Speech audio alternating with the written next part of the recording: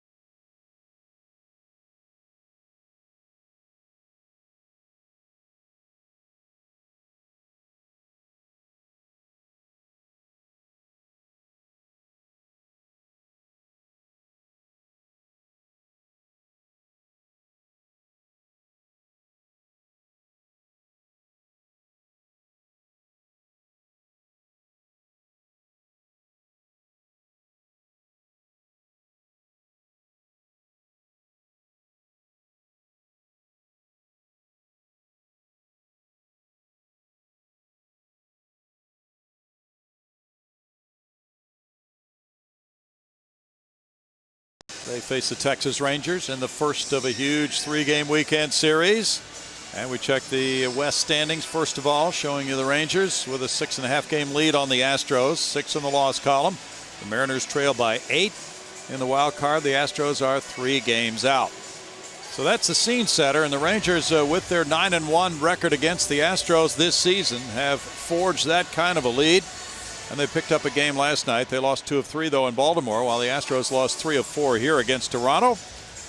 Game 1 of a 3-game series. 6 games remaining between these two in this ballpark. The Rangers have won the first 3 games here this season at Minute Maid Park. And A.J. Hinch hoping for the turnaround starting tonight. Here's the lineup for Jeff Bannister and the Texas Rangers. Shin-Soo Choo is in right field leading it off. It's Ian Desmond at center.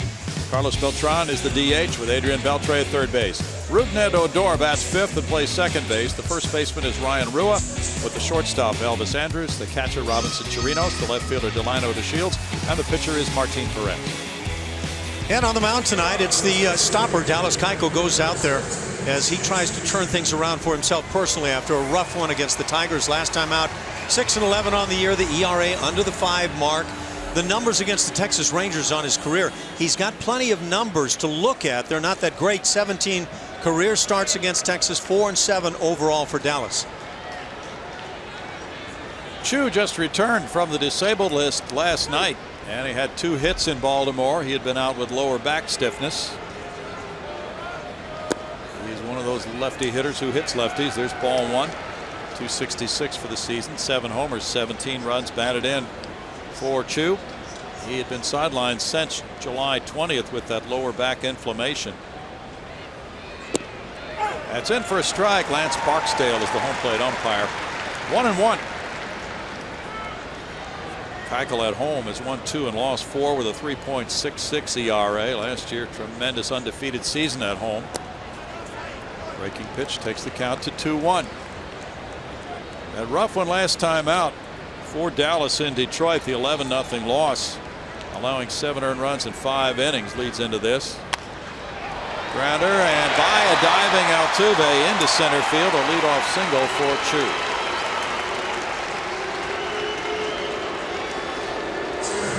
It's just a leadoff single, but with the history recently that these two clubs have had, it can be one of those hits that says, okay, the tone hasn't changed at all. Ian Desmond with 20 homers, 65 runs batted in, has a .297 average. He's hit .300 against the Astros this year. He was an all-star this year.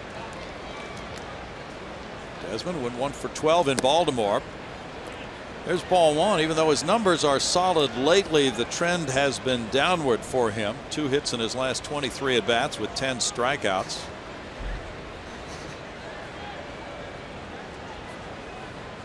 .178 after the All-Star break. Bouncer up the middle. Altuve comes in for it. Steps on second. Throws low to first. Marlon Gonzalez digs it out. 4-3 double play. 1 ground ball gets through, 1 leads to a double play. If Dallas can keep getting the ground balls, it should set up for a nice night for him. Well, that's a nice turnaround in the way the inning starts in game 1 of this 3-game set. And you mentioned the Marwin portion of that play. He continues to do a very nice job defensively. Carlos Beltran, as usual, draws a reaction of boos here at Minute Maid Park, where he was so successful after the trade to the Astros in '04. 302 this season for Carlos. 23 homers, 66 runs batted in. After the trade from the Yankees, you might have noticed he is 3 for 12 with the Rangers. There's the view from back there at the 39-year-old switch hitter. He rips this one past a diving Alex Bregman into the left field corner. Beltran heads for second base. Jake Marisnick digs it out. Second hit of the inning is the 23rd double for Beltran this season. Taking a look now at our MD Anderson strike zone as we see that pitch up. Probably not at all where Dallas intended that pitch to be.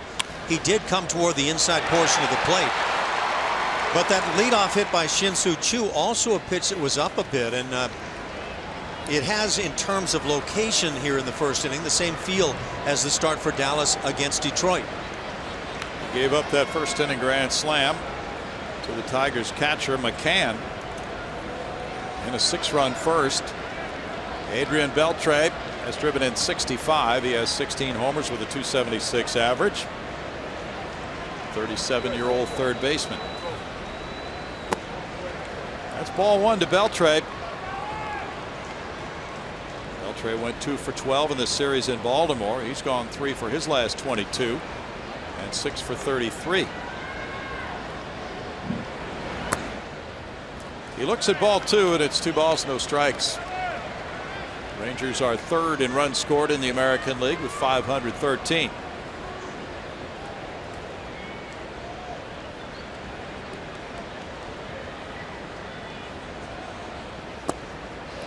That's down, and it's 3-0 with first base open and Odor on deck. That's actually the kind of miss Dallas would like to have, just missing under the knees. Assuming green light on 3-0 for Beltre. It is a strike.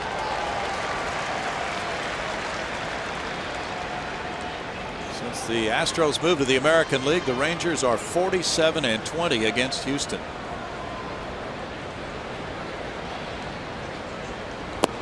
That's ball 4, and Beltre draws his 28th walk.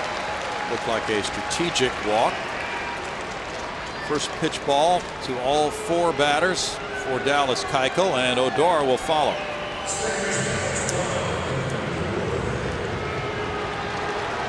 Odor leads the Rangers with 21 homers. He doesn't lead their, he does lead their club because Beltran brought 23 with him from the Yankees.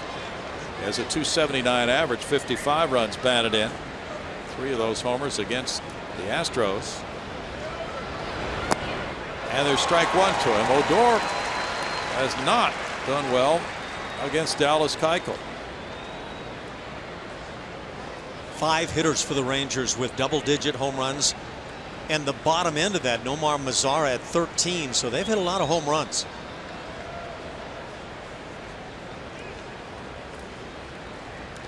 In the dirt, there's the stop by Evan Gattis. It's 1-1. Evan continues to do a nice job in that regard. He'll give you a full day's work, that is for certain. This is the 3rd straight game he has caught now. Odor is 2 for 20 against Keuchel.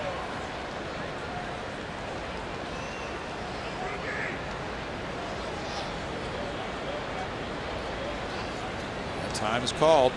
Rangers have hit well against the Astros in winning 9 of 10. They've hit .285 as a team. They've scored 45 runs in the 10 games, and they have unloaded 12 homers.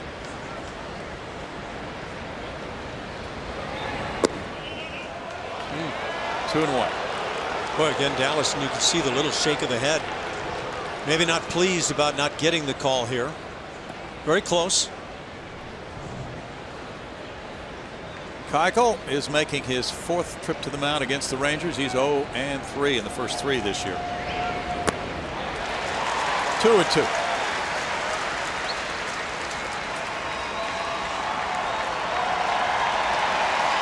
Dallas's ERA against Texas is 7.91 this season, 4.58 for his career. He's pitched some beauties against them.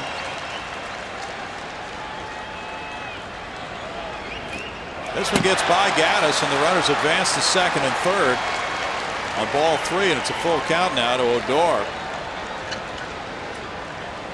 Beltran to 3rd, Beltre to 2nd.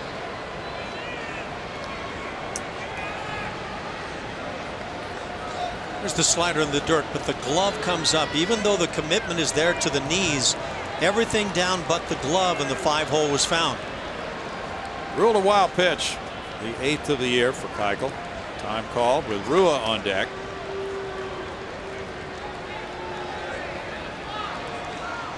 Odor is 22 years old. He's from Maracaibo, Venezuela. Hit 16 homers for Texas last year and drove in 61. He had a big year last year against the Astros. Ground ball to first. Marlon Gonzalez takes care of out number 3. No runs, 2 hits, 2 men left in scoring position. Now the Astros come up against Perez.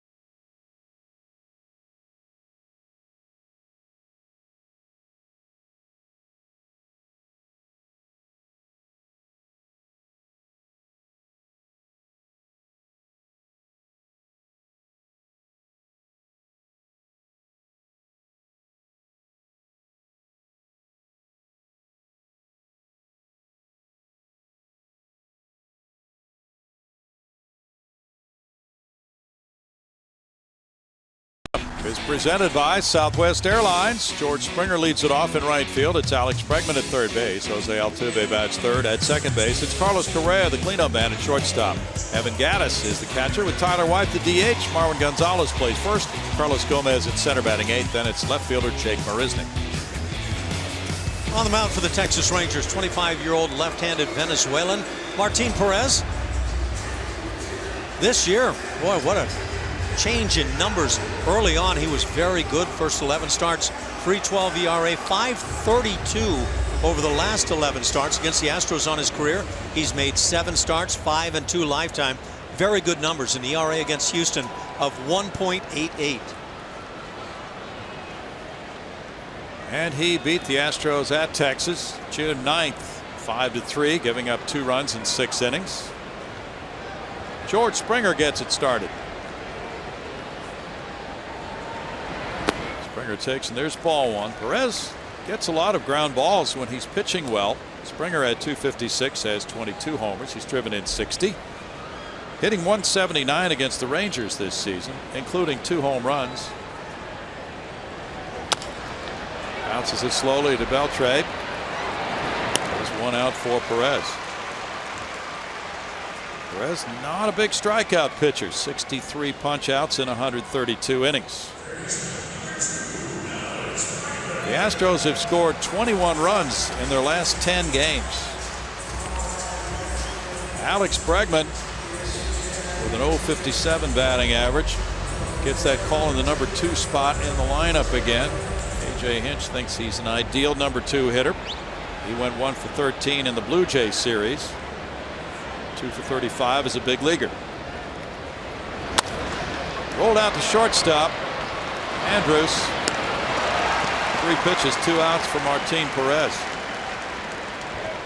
After Keuchel labored through his first inning, Jose Altuve will bat.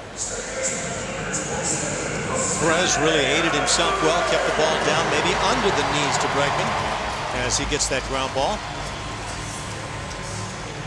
Altuve continues to lead in batting average in the American League. Not currently the major league leader. Daniel Murphy has overtaken him for that. 355 for Jose, 19 homers, 64 runs batted in. He was 6 for 18 with a homer against the Blue Jays. He's sitting on 981 career hits in 776 games. That one's foul for strike 1. Altuve has 151 hits this year. He's the American League leader. And he's second in total bases. With all the struggles the bats have had recently, it looks tonight like maybe it's a let's go swing the bats night. 1-1. What tells you that? Well, a couple of the swings that have been taken on pitches, maybe out of the strike zone. Bregman grounding out. First pitch here on Altuve. George Springer had a big rip on his first offering. It just looks like maybe that attitude is let's go swing the bats and lay something on Texas. Perez had good downward tilt on that slider. It's 1-2.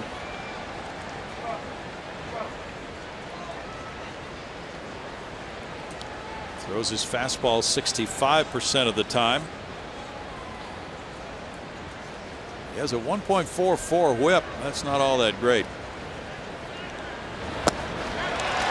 Strikes out Altuve and has a 1-2-3 first. No score after 1.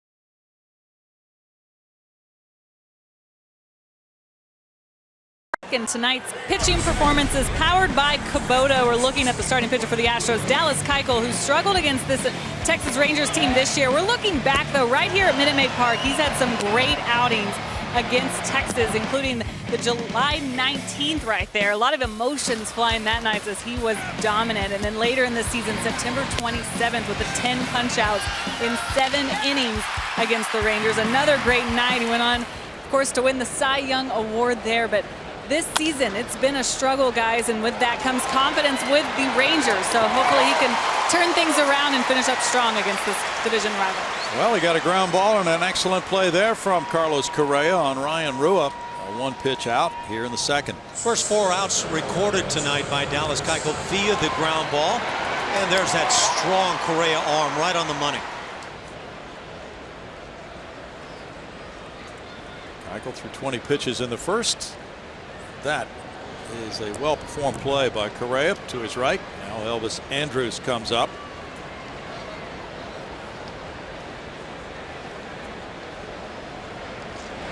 Boy, it's especially important when a club is slumping and not hitting to make the plays, Ash. Any pitcher will tell you they love to see the great plays behind them, but they need that routine play. It has to be made. And that was beyond routine, certainly for Carlos Correa. He's got that shortstop's arm, no question. Andrus is on a 4-game hitting streak. In the dirt, ball 2. 291 for the season for Elvis. He's been on base in 24 of his last 27.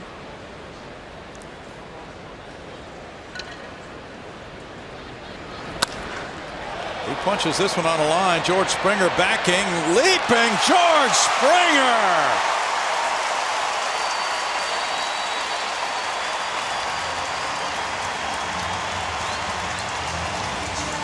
Not everybody, even the best in the game, make the right read every time. And I think George got fooled on this one. Started maybe in just a step and then really had to go back and utilize the athletic ability when it was all said and done and make another great catch. Ooh. Eyes off the baseball when he caught that. What a great play. Who needs to look the ball into the glove? Robinson Chirinos. Chirinos is number 8 hitter. And there's ball 1 to him. Chirinos, a 192 hitter, has 8 homers, 17 runs batted in. Chirinos has gone 2 for his last 21.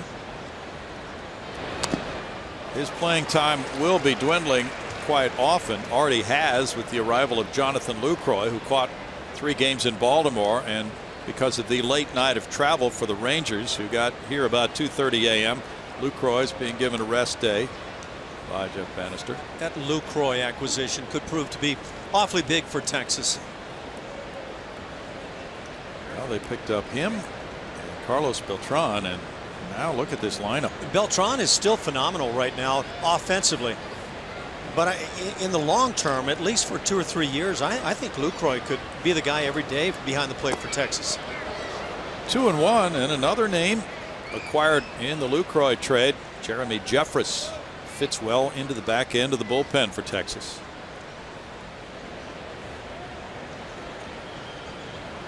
He was the Milwaukee closer. Good action there for Dallas Keuchel. 2 balls, 2 strikes. He's throwing his curveball more this season than in the past.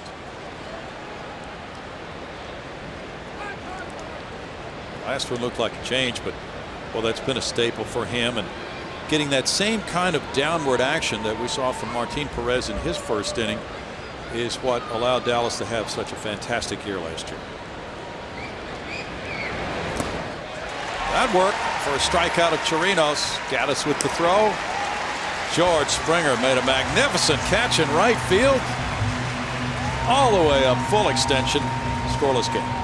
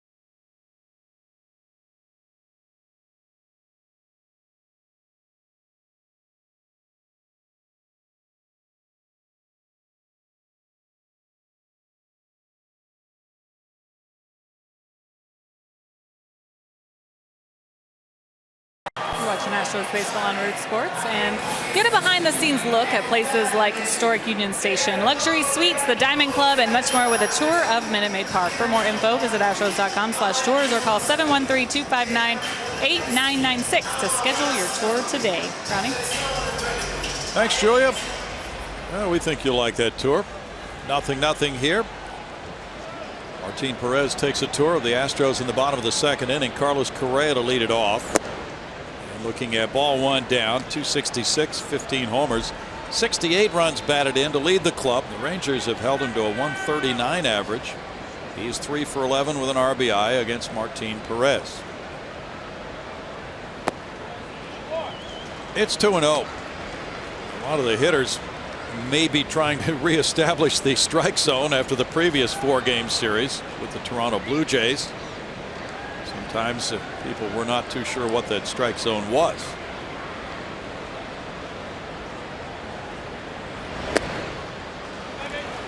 (3-0) walking out of the ballpark last night with a couple of the fine Toronto broadcasters. We all agreed that we were quite quizzical about what a strike was in that series. Won't you wake up with a little more clarity? Not really. Just some mosquitoes. You're outdoors again, huh? No. I think that explains the circumstances at the Brown household. Can you imagine? Let's flash back to 1962 at Colt Stadium playing this game tonight. Speaking of mosquitoes. Ready to lose 10 pounds. Correa draws the leadoff walk. They had to have a control tower for them back then. A reminder as you enjoy a cold one to look forward to Miller time later in tonight's game. It's brought to you by Miller Lite. Evan Gattis is coming up next. How has he done against Martin Perez? A .455 average, a 1,053 OPS for Evan. There goes the triples machine right there. We just got a glimpse of Glenn Davis, the old big bopper. He's going to be on the air with us, isn't he? I think it's inevitable. We can't hold him out now. He's got the key.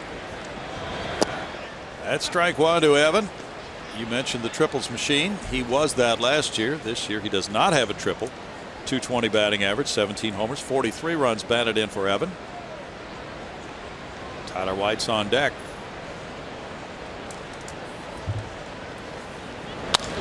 Liner into right field. Now runners at first and second as Gattis comes through with the first Astro hit of the night. Is that beard for Gattis also? Yeah, it must be. 6 for 12. I think we've got a trend here.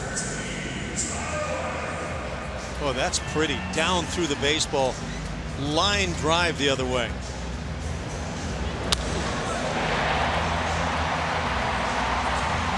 That's a sweetheart. You want to remember that hack. That sets it up for Tyler White, who had 2 hits last night, including an RBI double to left field in the 5th inning. 212 for Tyler, 7 homers, 21 runs batted in, 3 for 24 against Ranger pitching.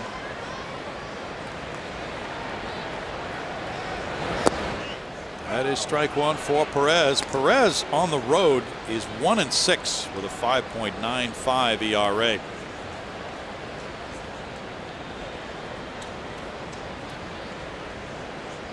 Correa at second and Gattis at first with nobody out.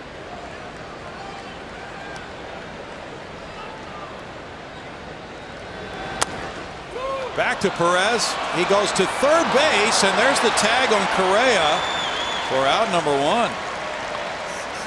Surprise play at third for Perez, but he gets Correa, and now runners at first and second and 1 out. If Perez is presented the second out of the inning here, he probably goes elsewhere. But with it being the first out, he doesn't want to give up a run to Dallas Keuchel. And that is quite a heads-up play by a pitcher, turning into that 5th infielder. Even Adrian Beltre might have been caught off guard a bit there. It looked like it. He wasn't at the bag. But Perez gets the out and now faces Marwin Gonzalez. Marwin's right hand feeling much better now. It's been sore. 256, 10 homers, 28 runs batted in. And he gets a big opportunity here. He's a 262 right-handed batter. 3 for 10 with an RBI against Perez. Gomez on deck. In for a strike. The Astros are hitting just .235 at Minute Maid Park this season. .241 their overall batting average.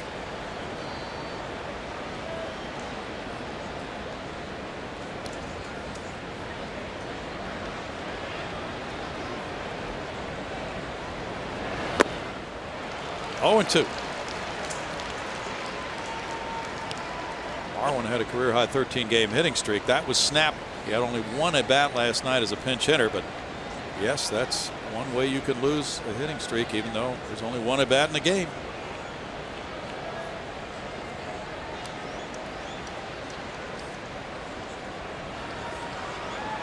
You don't think Joe DiMaggio ever pinch hit during his 56 games? I have a feeling he wasn't left out of a whole lot of lineups. Just a hunch.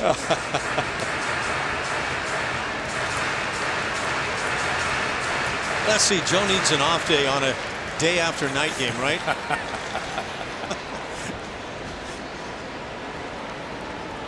The Astros have dropped 8 of their last 10. They're 4 games above 500, 56 and 52.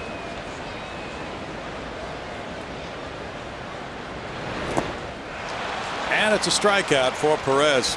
His second of the night, out number 2. Brings up Gomez. Couple of strikes in that series from Perez. That slider that Dallas Keuchel used so effectively last year, especially for strike 3. Just drive it in the dirt and get that hitter committed early. Gomez saluting somebody over that Ranger dugout area. Steps up at .215, 5 homers, 29 runs batted in. Rangers have kept him to a .130 batting average. He is 0 for 2 lifetime against Perez. Carlos was 1 for 6 in the Toronto series. Jake Marisnick on deck. Seems like there might have been ample time in the pregame warm-ups to salute somebody over there. Tap to Beltre's left. He makes the tag. And Gaddis is out for out number 3. No runs, a hit, 2 men left after 2, no score.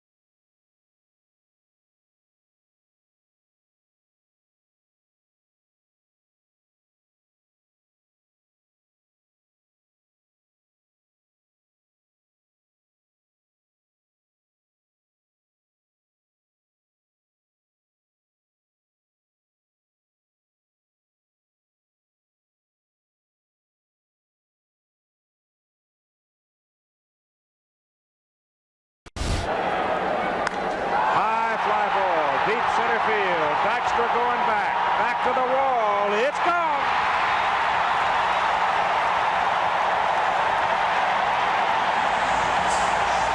The Astrodome was not big enough to hold Glenn Davis, and Doc Gooden, one of the tremendous pitchers of his era, couldn't keep him in the ballpark in that playoff game back in 1986. Welcome to Legends Weekend, Glenn Davis. Wow, guys, good to see you again. See you. Did I really do that? You did that. I think they shortchanged me though on the distance. That ball was a lot further than, what was it, they said 390 something. It was more than 400. You weren't way over using 400. my bat at the time, Glenn. You could hang clothes on it. I know That's that. right, yeah. I mean, that was quite a moment. Man, it had to be. Delino DeShields leading it off. Well, get together for you guys from the '86 team, and You'll be swapping a few stories tonight, right? Already started. Okay. It's good to see the guys. Yeah, you bet. Good to see you guys. Well, it's good to see you. Yeah, Alan, he hasn't changed a bit. Yeah, how do you stay in such good shape? Not a bit. That's right. Come on around every now and then, Glenn. What a good time it's going to be for you. And tomorrow night, of course, Scotty and the guys are. Is Scotty here tonight? Scotty's here. Okay. I've already spent some time with Scotty. It's great to see you. Vicky's in town. Apparently, He's got a whole bunch got of his eye attached this time. There's Correa backhanding. We missed him last year. How about that shortstop play? Wow. A good-looking shortstop. You know, I don't know how much you've gotten to see Carlos Correa, Jose Altuve up the middle for this club, but pretty spectacular stuff. And Correa is blessed with that shortstop's arm deep in the hole. Reminds me of a young Cal Ripken. He's a big guy, 6'4", yeah, same kind of size. Good comparison. Now Chu will be the batter. What stands out for you about that '86 season the most? Oh wow, what a team! It's just an incredible team. If there was such a model to put a team together, you're talking about chemistry. You're talking about just the ability of each player to get the most of the talent and potential. And we were just such a determined team to make it happen. I mean, we were winners. That's the description of that team was definitely a description of winners. You know what, tremendous character.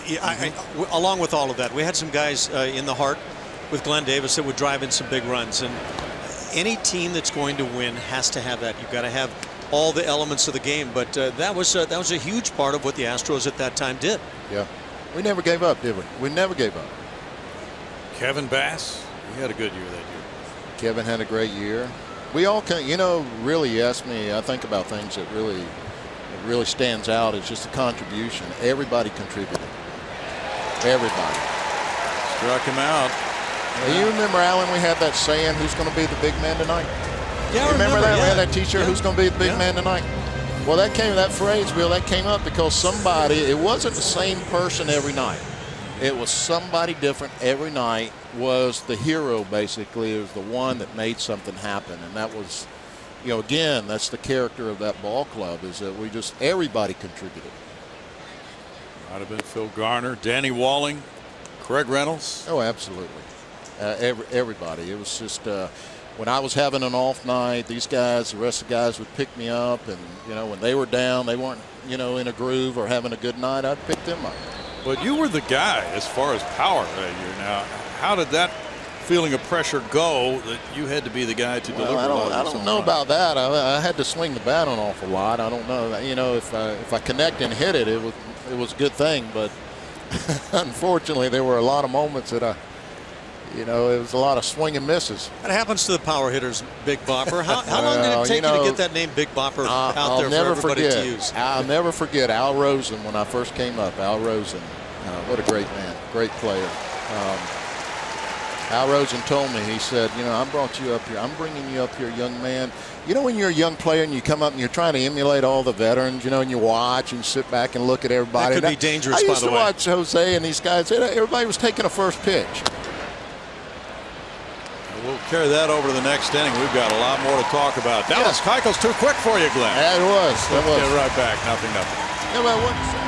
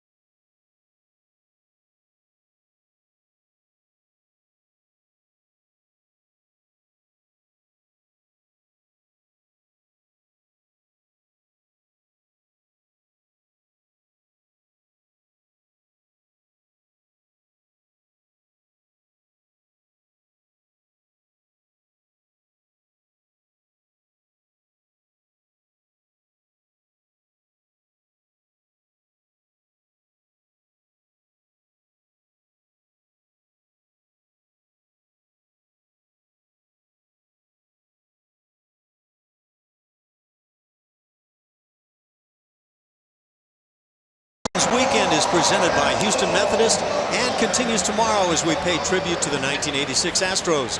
10,000 fans will receive a Mike Scott 1986 replica rainbow jersey. For more information, visit astros.com/legends weekend or call 1-877-9-ASTROS. Let's flash back to that play right there. Oh, yeah. How exciting was that for you? It was great. That was you know, clinching it. We worked so hard. It just felt really great. But I was telling you guys about a story about Al Rosen. What a great man. But he when we were playing in San Diego, when I first got called up, you know, I was watching you guys. I'd watch the veterans, and I'd notice that everybody was taking pitches, you know, and I'd go sit down and talk to Jose or talk to Billy Doran, talk to Craig, and these guys say, hey, you know, you got to be patient. You got to take a pitch. You got to look at, you know, just see what the pitcher has. So I started going up there taking pitches. Marisnik with a line shot. Into the left field to get it going. That gives him a 4-game hitting streak. And then how did that work out? Well, I take a strike, and next thing I know, the next ball's right down the middle, and then I'm 0-2, and then the next ball, you know, I'm walking back to the dugout saying, what just happened? And Al Rosen called me in after my third game in the big leagues. They called me in the locker room with the Chargers with Bob Kennedy, and they sat down, and he told me this. He said, son, you know why I brought you here? And I said, no, sir. No, he said, I brought you here to swing the bat. He said, you better go out there and swing the bat. If I ever catch you taking pitches, no more taking pitches. You'll get a one-way ticket back to AAA, and you will never see the big leagues again. I want you out there. I brought you here to swing the bat. And like I was telling you guys earlier, needless to say, the next game following that conversation, I was swinging at everything. and driving in runs in the process. And that's, that's a conversation we've had about certain players that are slotted in the heart of the order for the Astros. And it's one where you decide what's most important for the club. Out to center field, caught by Desmond. He fires back to first base. Marisnik back in on out number 1. Well, but you know, a guy in your shoes, though, you got to swing at some of those marginal pitches, right? Well, you're right. That was really what he was. It was profound, really, what he was telling me. It took me a little while to learn that, but you know, I never hit for average because that was my job. My job was to make things happen. You know, we had guys that would set the table, they'd set the plate, they'd get on base, but my job was to make things happen. A lot of times these guys would come in, the scouting report was, you know, pitch to everybody but do not pitch to Davis. Don't give him anything to hit. So, I mean, I had to go up there and swing at stuff. I mean, I had to make things happen. And, you know, it worked out on my behalf, but it also helped the club at the same time. Alex Bregman, ball 1. Well, we've been watching a lot of these Astros hitters come up from the minor leagues and struggle this year. Do you remember how things went for you immediately? Your first time you talked about the Al Rosen conversation, but did you have a rough time? For the first 2 weeks, in the big leagues, I struggled. Just had to try to find, you know, everything was new, and the speed of play was just so different. It just took me a little while to catch up, but I had to make the adjustments. Really, if you get called up, if you don't make the adjustments, you know, the games at this level, these guys are good. They're really good. And at this level, you've got to make the adjustments in order to be successful. Yeah, I'm curious, what kind of adjustments specifically did you find yourself having to make it come together? Well, mainly with, you know, I think defense. I had to work hard on my defense. I put a lot of time and effort in my defense, but really offensively, I had to make some adjustments at the plate. Dennis Minke was our hitting coach back then, Alan. You remember Dennis? And he and I worked around the clock on things, and I had to make some adjustments to catch up with the. I mean, these guys started challenging me with that high fastball. You know, the first thing they do is they throw that high fastball at you, see if you can hit it. You know, and you hit that, then they're going to start popping that breaking ball on you, snapping that breaking ball, and you know, and sliders, and then they'll start painting corners. But I had to adjust my stance and my approach to a point that I could catch up, and I could be successful in the hitting zone. The appeal goes to first. Check swing call goes the Astros way, and it's 3-0 to Bregman. You know, I imagine a lot of folks wonder why is it that these guys have come up with the Astros this year in particular and had such great seasons going on the minor league level, and then they get here and it seems to be next to impossible. And you know, I guess if you had the chance to talk to them individually, what would you say needs to happen? Is it just like you're talking about, just timing with the pitchers? Well, you got to realize that, I mean, all these guys got great physical talent, you know, and they got to realize that they can compete. They're all good athletes, but, you know, what separates, most of the time, what separates the, you know, the good players from the mediocre players, and it's most of the time it's the mental game. And sometimes just being able to relax and allow your natural abilities and your talents to come out. I think one thing with hitting, going back to what we were talking about earlier, you asked me about the adjustment. I had to eliminate all the motion and movement out of my swing. Yeah. You know, my head was moving a lot, my body was moving a lot because I was trying to catch up with these guys. I was trying to do too much. I was a young player, and I wanted everybody to know that, hey, I'm good. You know, I want to show you. I want to prove to you. So I was going out there trying to prove to the whole world that I belonged in the major leagues and that I was a good hitter. So your mind, I didn't have to do your that. mind isn't on the focus of the game. It's on other things going on. Yeah. Exactly. You're trying to achieve things that didn't really matter to the game itself. And some, you know, keeping it simple and breaking it back down in between the lines. By the way, Glenn, I think you ought to see this. These kind of comments coming in. Glenn Davis in the house, awesome, and all that sort of thing. So they still remember the Big Bopper. Put my glasses on? No, I can't see anymore. You keep them I used to have 20/10 vision. Now Altuve with an excellent Did you hear that, opportunity. Bill? That's what they used to tell me. Yeah, they that's got what on they your told me in case. the clubhouse. Just listen. Just, you don't have to do it. Just listen to me. That's a tough clubhouse. This one gets by. Beltre into the left field corner. Marisnik around to score. RBI double Altuve. 1-0 Astros. That's the way Glenn Davis would have done it. Hey, Glenn, how much are you keeping up with Jose Altuve? He's a little bopper out there. Yeah, That's number 27, the little bopper. Yeah. Are you following what he's doing, and if so, how impressed? Well, look, I mean, he's doing exactly what, look, the head doesn't move, body, limited movement of the body, and bang, it's all, you know, that equates to bat speed and keeping the bat through the hitting zone. That's the key. Has such great hand-eye coordination. You know, you eliminate all that movement in your swing, you got to hit the ball. This guy having fun. He loves playing the game. Yeah, he's. I tell you what, I love watching him play. He's just got heart, soul. He gets the most out of everything that he's been given, right? He does. Carlos Correa coming up next. You guys had Dickie Thon. He was quite a shortstop, very good hitter.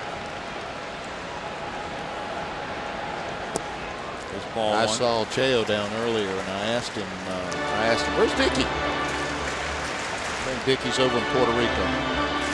Is he? Okay. Saw him a few years ago. You're bringing back some memories. And that was a season 4 great memories. Oh, so close to the World Series.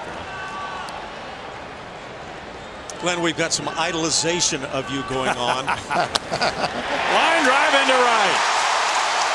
Bregman scores. Altuve to the plate. The ball is held by Chu, and it's 3-0. 2-run single for Correa, giving him 70 runs batted in. That'll get you fired up. This young man can really play the game. He's so loaded with talent, starting to pick up on being that cleanup man in the order that needs to drive in the big runs for the club. And I think a lot of people surprised at what a big young man he is. You know, you watch these hitters, and today Willie Stargell, we used to go into Atlanta all the time, play the Braves, and you know, Willie, I can tell this story today, but he used to come up to me and said, Willie, you know, hey, you know, you're a great hitter, you know, we're a lot alike, you know, you're a power hitter and all, you know, can you help me out a little bit, give me some tips? And he'd say, he had this saying all the time, it's slow feet, quick hands, slow feet, quick hands. Ripped to left by Gaddis. That's the one hopper to the warning track, but it's going to be a sharply hit single. Gaddis scrambling back to first. That ball was a bullet, and Correa couldn't get to third on it. The Shields went over to make the play. Yeah, not a single because Gaddis was unwilling to go, but because he had to freeze with Correa stopping at second base. Yeah, but Gaddis swinging it extremely well here this evening. There you go. There's your slow feet, quick hands. That's the way you used to hit him. Carlos Correa, exactly. Around second base. Just too quick to left field with that ball. Well, that's the point I wanted to make in watching these hitters. If you notice the last 2 hits of these hitters up there, the last 2 hits that we just saw, you know, they get their foot, get down on the ground, a slow foot, get it on the ground, and then quick hands. You get the bat speed. Willie used to tell me that all the time going into Atlanta, and then all of a sudden I'd go up and, you know, next thing I know I'm hitting one out of the ballpark, and we go up by 3, and he's like, analyze here, Glenn. Here it is. Just what we're talking about. Yeah. Eliminate all that motion, slow feet, quick hands. So are you an advocate of the big leg kick then? Well, the way they do it, though, it's you got to break, as a hitter, you got to break inertia, okay? You got to break, somehow you got to break inertia. But once you get that foot down on the ground, you got to get it down on the ground. You get it down slow. You don't hammer it on the ground. You get it down slow. If you slam it on the ground, your head and your eyes are going to move. I mean, your eyes are going to shake out of your eye sockets. And it makes that big breaking ball that would normally be, you know, maybe 6 inches, 8 inches, all of a sudden now it looks like it's breaking 2 foot. Apparently, that break right there fooled Lance Barksdale a little bit on pitch 1. By the way, the eyes falling out of the eye socket. That would explain the way yesterday morning went from me. Apparently, feet too quick to the ground, huh? That's quite a morning, eh? That's good, Al. Ground ball hit to the left side. Correa's being sent to the plate. Here's DeShield's throw. And he scores. 4-0 Houston in a Glenn Davis big inning. Good baseball. 22nd RBI for Tyler White. Alan, Willie told me if I ever said that to anybody. Oh, he didn't want that getting around, huh? Oh, no. He's out there giving me hitting tips while we're playing a ball game, you know, and I go out there and use it against his ball club. Well, against his team, you know. You know what? We're, in terms of hitting tips, Tyler White, much more aggressive here the last couple of ball games. Really letting it fly, and that's the Tyler White we saw the first week of the season. This guy broke camp with the club, Glenn, and was the American League Player of the Week in that first week of the year. So that's the guy we saw early in the year. Well, you got to be aggressive as a hitter. That's the one thing I learned. You have to stay aggressive. I mean, you have to keep it, you know, you have to keep it in balance. I guess you have to somehow temper it, but you have to stay aggressive. To me, that's the key in driving in runs, you know, and making things happen on the field. You have to stay aggressive. Well, you're going to have to be more aggressive with your time because everybody wants you in the booth at all times now. You know, you can't leave too much good karma from Glenn Davis. That's a good thing. It's the RBI karma. We got a lot of baseball left, though, right? Yes, sir. Good point. 1 ball, 1 strike. As you watch the game today, compared to when you played, what strikes you that? Well, I'll tell you, if we had a 4-run lead, we were going to play good, solid defense. I mean, the other team had to work really, really hard to catch up with us because we had good pitching, we had a good bullpen, and we played good defense. You know, we hardly ever beat ourselves, right, Alan? We hardly ever beat ourselves. It's true, and this fundamental baseball. This Astros team you're looking at right now has played really good defense as well. They've got an outfield that goes and gets everything in sight. Dallas Keuchel would tell you last year when he won the Cy Young Award, it was great work in the infield and the outfield that helped him get there. Yeah, it's a really good defensive unit. Yeah. It's a beautiful thing when it all comes together. Game 6 of the NLCS. Bob Knepper. Well, yeah, I told, you know, and I'll tell this story today. I'll say it right here on the air. Whoever won that game, which happened to be the Mets, but whoever won that game is going to go on and win the World Series. Glenn, thanks a million for joining us. Yeah, and it worked out that way. It's true. I mean, I still believe that. Whoever won that series, that game, was going to win the World Series. Thanks for the RBI karma. Way to go, buddy. 4 runs in your inning. Nice going, Boffer. All right, y'all going to have anybody else coming up? No.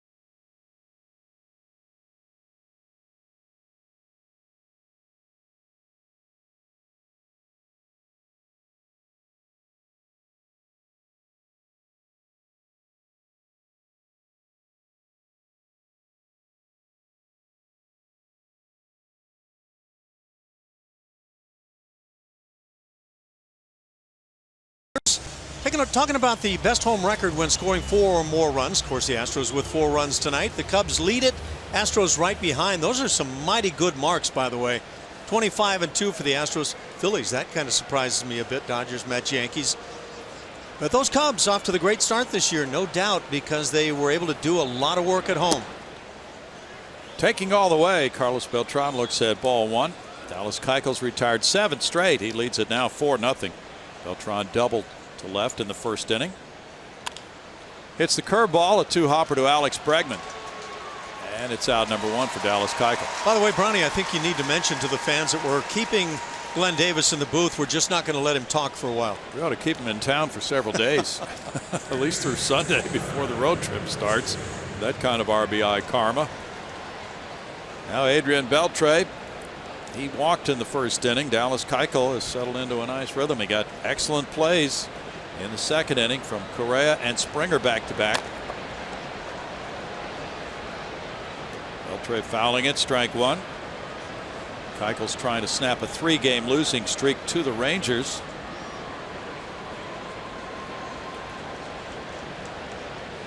He's thrown 5 consecutive quality starts at Minute Maid Park. Correa, 2 down. A little ground and pound going tonight, and it works very nicely for Dallas. He beat Texas here with an outstanding game last September 27th, 4-2, giving up 2 hits and 1 run in 7 innings. He has 8 ground ball outs tonight. Odor was one of those, coming up with runners at second and third for the final out in the first inning.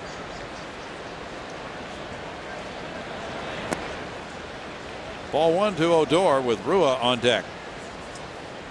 Keuchel has the 6th lowest run support average among qualifying American League pitchers, 3.63 runs on average per 9 innings. So he's already got better than his average, and it's only the 4th. 1-1.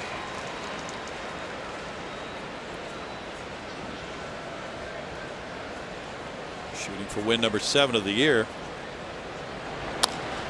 Odor grounds it. There's Marwin Gonzalez. 10 in a row set down by Keuchel. 4-0 Astros.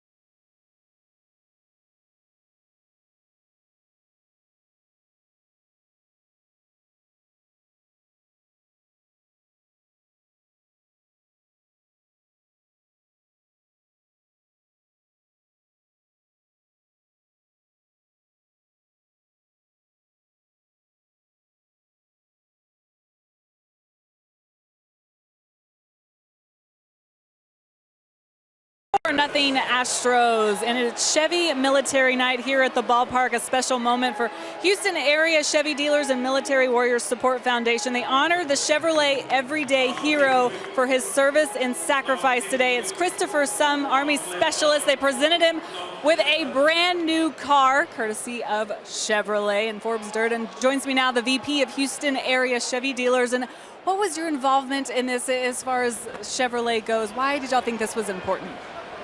Well, we wanted to give back to the community, and this is one of the best causes that we could have figured out to do. So that's one of our reasons why we decided to do this for the second year. And give back to the community. Very good stuff there. And let's get to Christopher here. Congratulations on your brand new car, and you threw out the first pitch. I do want to start with you being in the Army. Why did you decide to join? Well, I decided to join the Army because my parents were refugees from a foreign country, and I just had a desire to serve this country. So what are you doing now? Right now, I do many things. I'm a guns, fitness, motorcycle, and firearms instructor. So I'm doing that to pass time while I'm going to school for mechanical engineering. Excellent. Good for you. And you received the keys to a brand new car courtesy of Chevrolet. What was your reaction? First off, I want to thank Chevrolet and the military foundation. It surprised me. I was totally surprised. So it's everything's still sinking in. So very, very thankful. You feel good about the first pitch? I did, when I got you did push-ups out there. Yeah, but when I received that key, it just threw my whole psyche up. But everybody told me I did well, so that's always good. I did mention that it's military night, and there was some really cool ceremonies held on the field before the game. What does that mean to you? It brought me back a lot of good memories, of my time, because it's a good feeling, to serve your country. That's how I feel about it. Like. Wearing a uniform is one of the proudest things I've done in my life so far. So, yeah, very, very proud and honored to have served. We want to thank you for your service. We want to thank Chevrolet. Thanks, Forbes. Thanks, Christopher. Good stuff up here in the booth. We'll send it over to you guys. Thanks, Julia. Great to see something like that happen. That is terrific. Jake Marisnick singled and got the 4-run third started out of the 9 spot, taking ball 1. Speaking of seeing good things happening, Jake Marisnick, very good swing with the base hit in the 3rd. Since the beginning of July, he's hit .327. Finding more and more playing time tonight in left field. But he's becoming more of a fixture in this lineup now. And with his speed and his defensive ability, if he hits and doesn't have to hit a whole lot, probably, we could be seeing quite a bit of Jake Marisnick. And that's based on, as you well know, Ash, you and Glenn talk about old times there. It's the way things fit as a team. Some players may not have to hit .320 to stay in the lineup, depending on what the other guys do. That's why I sacrificed my average through the years just to be that team guy. What a guy. I'm informed that I may well have been Glenn Davis's twin brother, or my brother anywhere. Oh, yeah? Yeah.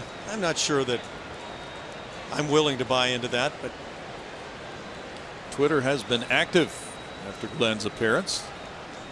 People very happy to see him back. Fouled away. 3 balls, 2 strikes to Jake Marisnick. I was asking Jake before the game tonight who gave him his outfield training, because he just does things technically so well. Gets his shoulders turned early. He said probably more playing safety in football. Yeah, I was wondering about that. Yeah. Getting his shoulders turned that way to cover the receiver. Yeah, being aware of the ball coming from the quarterback and the receiver at the same time. Yeah. Shortstop Andrews takes care of out number 2. Follow Astros baseball live with MLB.com's At Bat app. Stay up to the moment with Game Day, StatCast Live highlights, and more, even at the game with Minute Maid Park's new Wi-Fi.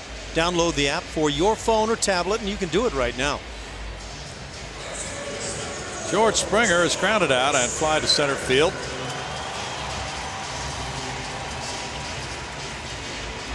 Well, with Perez 5-2 with a 1.88 ERA against the Astros in 7 starts, he hasn't often had difficulty like this. Foul back, there's strike 1. He's come up against Dallas Keuchel head-to-head 4 times in his career, and Perez has been the winner in 3 of those 4 matchups. In fact, before tonight, he had never given up more than 3 earned runs to Houston in a start. Fly ball to center. Desmond. And it's a quick 4th. What a night, including push-ups and a first pitch and an automobile. 4-0 Houston.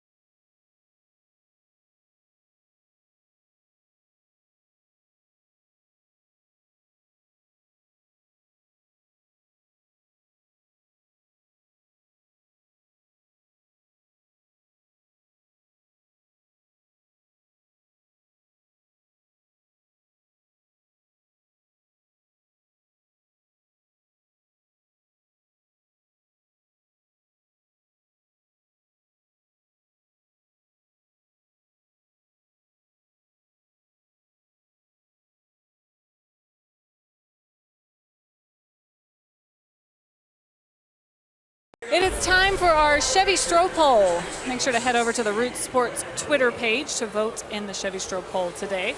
Question is, because it's Legends Weekend and there's going to be a lot of them around, which legend are you looking forward to seeing?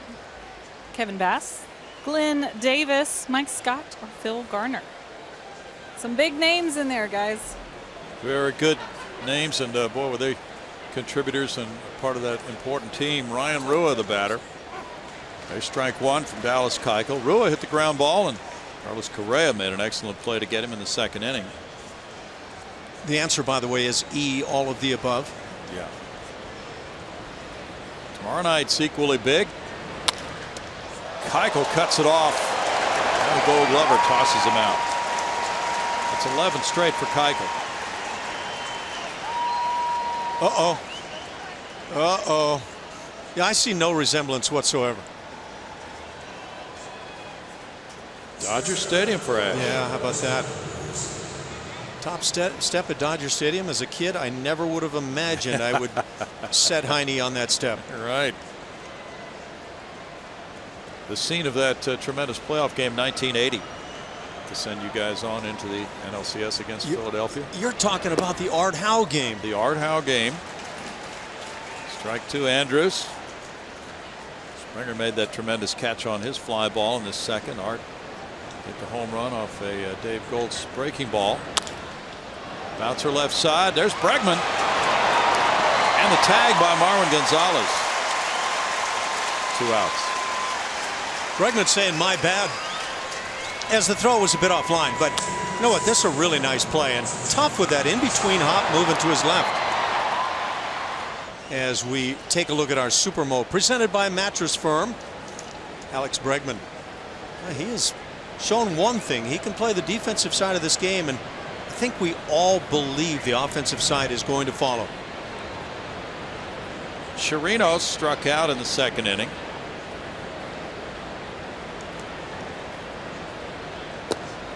And for a strike. Well, maybe some of the young guys will find a game like this to be relaxing if they win it and have a big offensive night.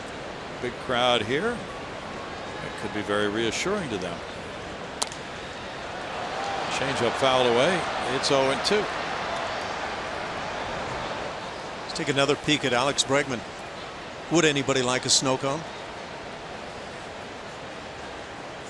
What's your favorite flavor snow cone? We'll go with vanilla. Snow cone. Is there such a thing? Okay. 1 and 2.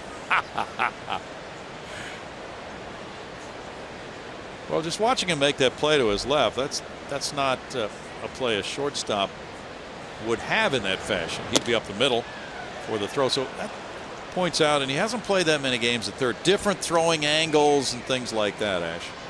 Yeah, the one thing with Alex, well, maybe a couple of things. He's a really good-looking athlete, and he possesses a good, strong throwing arm, so he can play on that left side of the infield anywhere.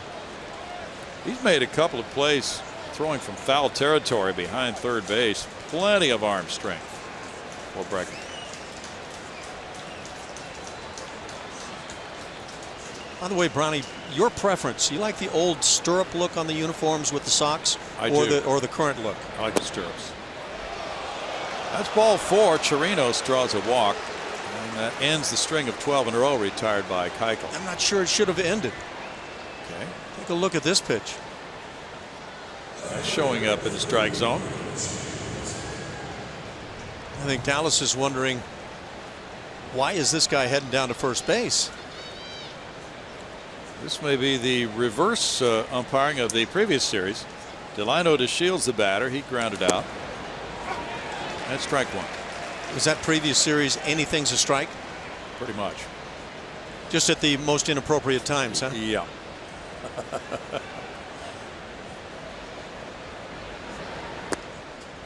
And the Astros set a major league record. Their pitchers had more strikeouts than any team in Major League history in a series. 61. There were a total 105 strikeouts by both teams. 1 and 2. Well, it was a true outcome series, huh? It was a true outcome. With all the solo homers by the Blue Jays, 6 of them. Yeah, it was.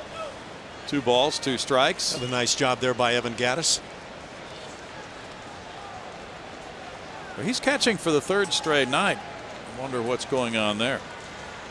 Well, I'm hoping that it's a timing thing that's paying off right now, because Evan Gattis, 2 at-bats tonight, as good as he's had all year. And a strikeout for Keuchel, number 3 of the night. Ends the top of the 5th inning, 4-0 Astros.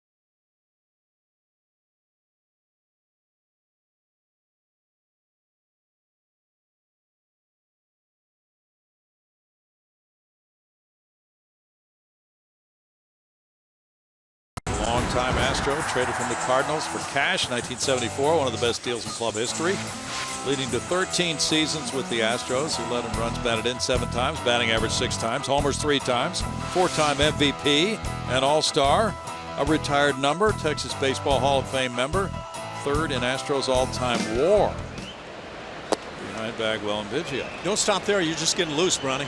Okay, let's keep it going for Cheo. But I think he did everything for those clubs of the late 70s, 80s for the Astros. Fantastic player and guy. In for a strike to Bregman. He walked and scored in that 4-run 3rd. Alex 0 for 1 tonight. Cheo can never be ignored as far as his impact on this franchise. 2 balls and a strike, and in the clubhouse I know he was one of those very important ingredients to you guys, Ash.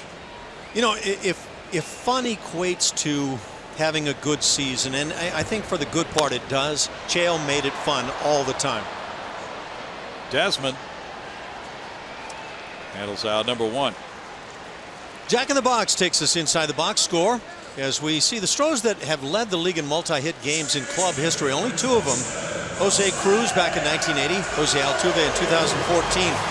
How about that number on Altuve? 69 multi-hit games in that batting championship year. But Jose Cruz, again, the other Astro to have done so, number 25. Yeah, we'll never forget that guy. You know who was the last league MVP to be 5'6"? Yeah, I do, and I can't think of the name. The slugger from the back in the 40s. Phil Rizzuto, 1950 dear. Yankees. Boy, how wrong I was. You're thinking of Hack Wilson. I am thinking of Hack Wilson. Yeah. Ball 1 to Altuve. He had the RBI double in the 3rd, and it's 2-0. Phil Rizzuto was 5'6" for the 1950 Yankees. He won the American League MVP. Altuve is linked up there with some great names. If he can do what he has been doing much of this season, 3-0. And in fact, the last to lead his league in steals and slugging percentage. And Altuve currently is 3rd in slugging and 3rd in steals. was Willie Mays. So you're just going to throw some great names in the mix along with Jose Altuve, huh? You want more? I'm sure you could add more to the list. The last to lead his league in slugging percentage and singles, Stan Musial, 1946. Now, I would not have guessed that. Singles with Musial. Right, Altuve could do that. The only man to lead his league in slugging percentage, singles, and steals, Ty Cobb. He did it 3 times. Yeah, that might make sense. And sharpening his cleats, too. Yeah. Carlos Correa had the 2-run single to right in the 3rd inning. He walked in the 2nd. Strike 1 to Carlos. By the way, Altuve is playing his 200th consecutive game. Longest games played streak in the majors. Boy, he looks tired to me. Yeah. Evan Gattis on deck.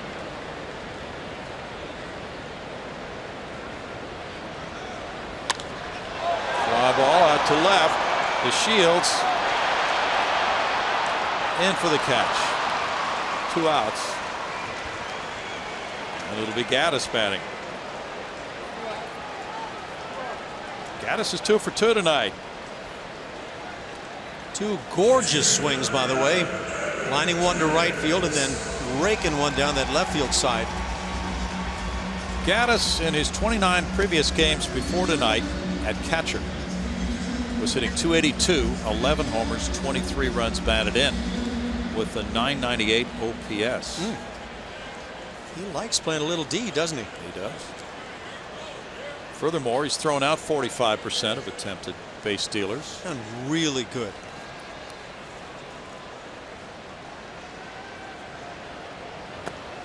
And strike 1 for Perez. Rangers have been through a difficult time with their starting pitching. It's turning back the other way for them. But they've had rough sledding over a period of games. Doug Brocail, the fine pitching coach, former Astro and Astro pitching coach. Cole Hamels, of course, has done a fine job in leading this pitching staff. He's not pitching in this series. Hamels is 12-3 with a 2.89 ERA. And the Rangers, like the Astros, were knocking on the door of some of the other clubs trying to get a frontline starting pitcher, but it just seemed that that wouldn't work out. So they went in another direction. They shifted on the fly. General manager John Daniels going for the catcher Lou Croy, the relief pitcher Jeffress, and of course Carlos Beltran. So they beefed up their offense instead. Might have beefed up their defense in the process, because Lucroy is a guy that stays healthy behind the plate a lot, throws out runners. Well, that's a good point, because Lucroy might be able to help their pitching staff get a little bit better. The more consistent you've got a guy back there, I think the more it should be able to help the staff if he's good, and Lucroy has proven to be quite good. Rangers have lost 17 of their last 28. But their record is the best in the American League. .578 winning percentage, 63-46. Ground ball out to Andrus. Tossing low. Odor is there. No runs, no hits, and a man left through 5. 4-0 Astros.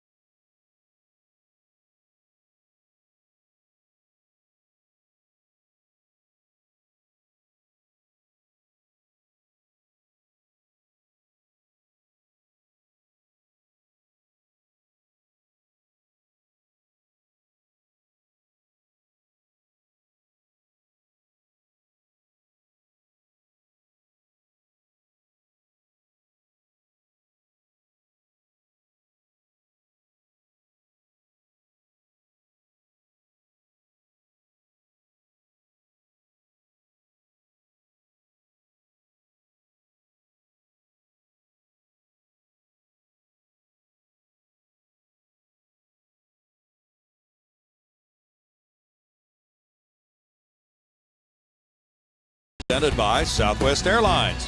Transparency, low fares, nothing to hide. And by Academy Sports and Outdoors, donating $100 for each Astros home run and $200 for each Correa home run to Houston Children's Charity. Keuchel's Corner Night, and the folks in the corner are getting those new T-shirts along with the beards.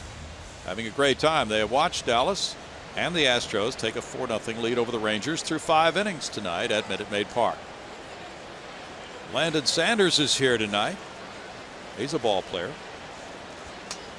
It's great to see all the kids who play ball come out to these games now that school's been out for a while, and they want to watch that top level of baseball.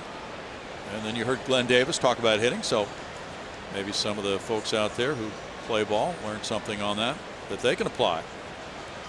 Chu is the batter. Chu is 1 for 2. We do hear that a lot about getting that foot down on time, Ash, and I think that's the problem with the high leg kick.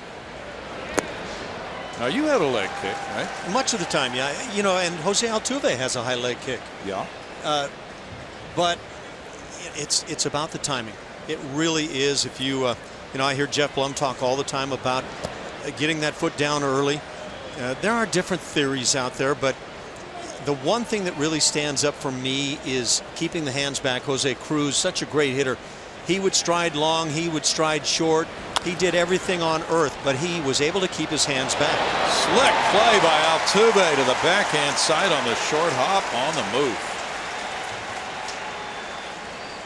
Here's some people are not ranking Jose Altuve on the defensive WAR very strongly, and I could not disagree more strongly. Yeah. Does that mean that you also are declaring war on WAR? Well, you know what? If given the opportunity as you presented right now, yes. If you're talking D-WAR, it just doesn't work for me. Ian Desmond takes. There's strike 1 to him. Provides a measuring stick. For that's probably a good thing, but when that measuring stick gets chopped up and a guy like Altuve gets a minus ranking, you've got to be kidding me. Frank to right field. Springer backing. Springer 2 down. Yeah, and it is a noble attempt to try to put everything into one number on a player. Does it work? You decide. We report. Well, Mike Trout, and I don't know the specific numbers, but back, I think 2013, he was like an 8 defensive WAR player, and the following year was a minus something. And so yeah, that's laughable. That doesn't work. It does not. Carlos Beltran takes strike 1. He doubled and he grounded out.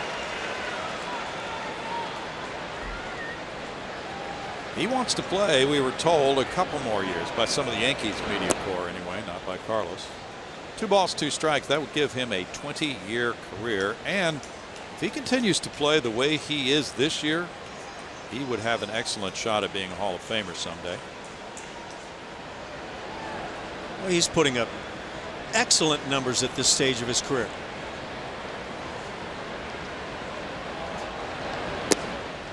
And for a strike. He's one of only 5 major leaguers with 400 homers and 300 steals.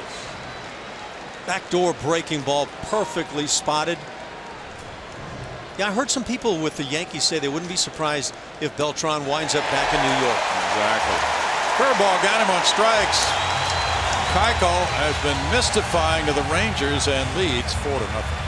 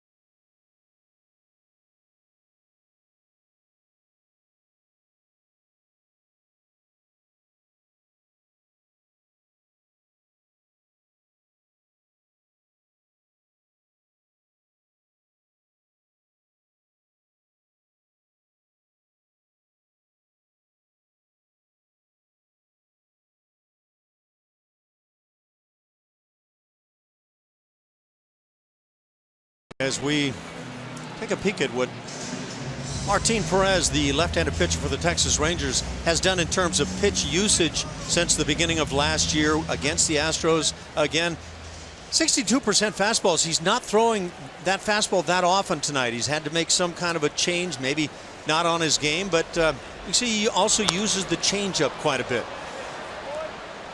Foul strike one to Tyler White, who drove in a run in that 4-run Houston third. Perez gave up 4 consecutive Houston hits in the Glenn Davis inning tonight.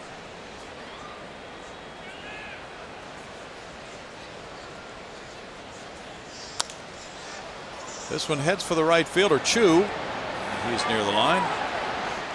One down. Marwin Gonzalez will be next. I want to say for Tyler White, coming back tonight and watching him, a couple of hits last night, he's swinging the bat much better than when he came back up to the club or prior to getting sent down. True. Had good swings last night. Marwin struck out and he's grounded into a double play. So the Astros, who had struggled so much, hitting 173 in the previous 6 games, had that breakout inning. Now they would like to get some more scoring against Perez. Ball one. He's able to stay in this game despite the 4-run third on 5 hits. By the way, you could see on that pitch effects there that the fastball percentage down about 10%, well, 8% maybe tonight, versus what he's done against the Astros over a year and a half. Guy who's been 2-2, a very good 2.25 ERA against Houston in that time frame. The Rangers rotation had held the opponents to 3 runs or fewer for 8 straight games before tonight.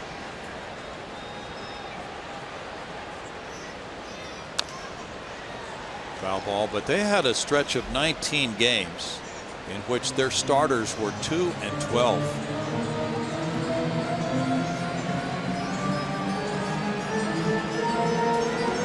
Through a period of about 3 weeks when Cole Hamels was the only Ranger starter to win a game. He won 2 or 3 of those, but they were really falling on rough times and dipping deep into the bullpen.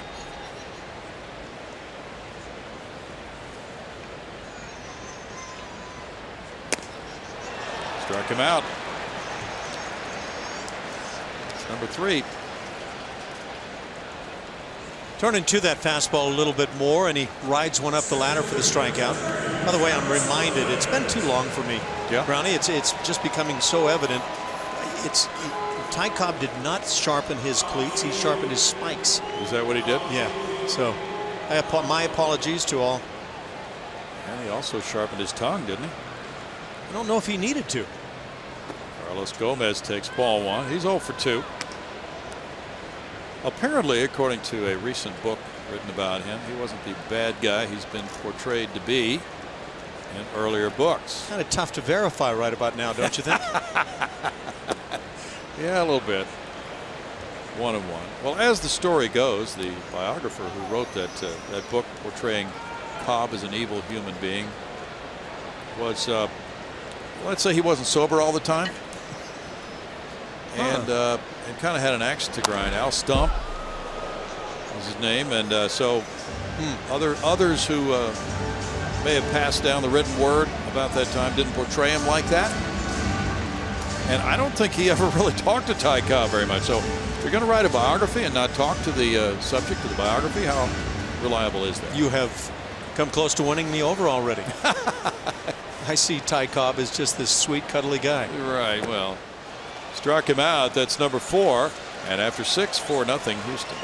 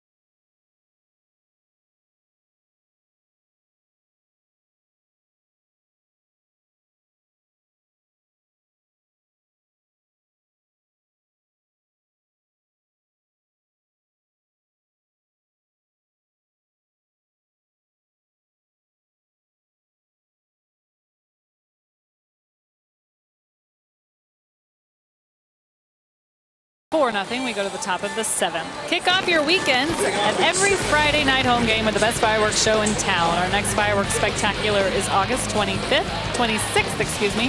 For more info, visit astros.com/fireworks or call 1-877-9-ASTROS. And guys, it's Friday night, and I hear it's 80s themed fireworks this evening. Hey, did you get that request from Stephanie Montoya, by the way? I did. Are we being very secretive about the request? Not so anymore. It can be a surprise for tomorrow? Oh, okay. Never mind. Did you let the cat out of the bag up there? Shucks. Adrian Beltre takes a curve. There's strike one. He has a walk on the ground. What are we doing tomorrow night? It's a secret. Would you guys please speak English to me? I don't know what's going on. We're celebrating the 80s tomorrow night. We're celebrating Ash and the 80s. Oh, is that right? Yeah.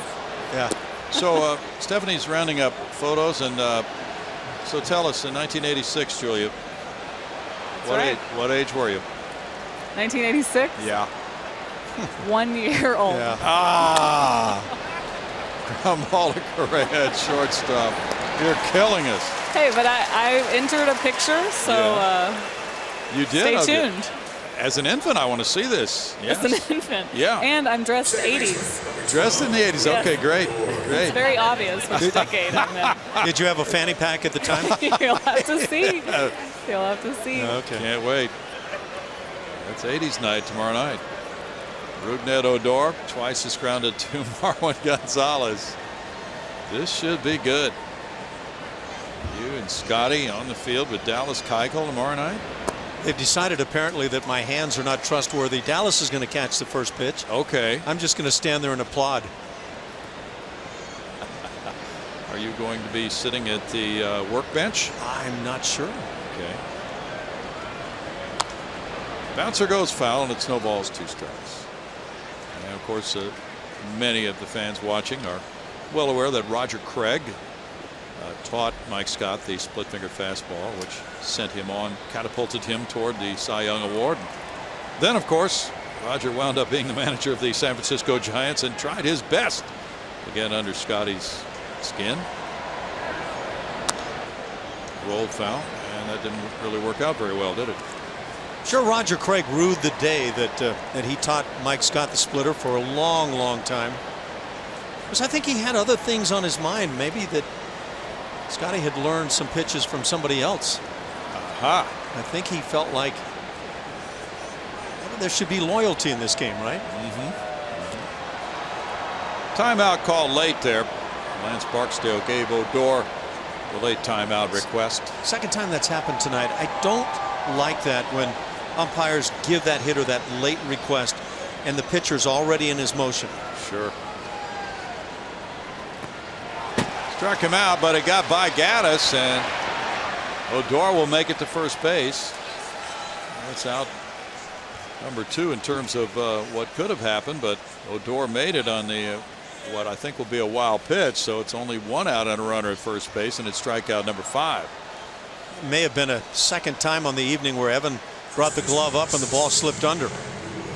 Let's take our peek. Yep, body down, glove up.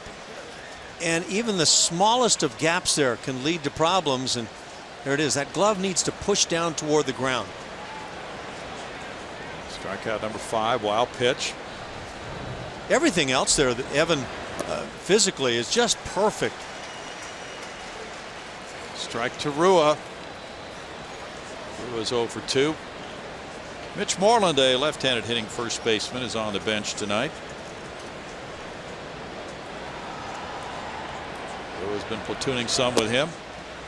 In for a strike, 0 and 2.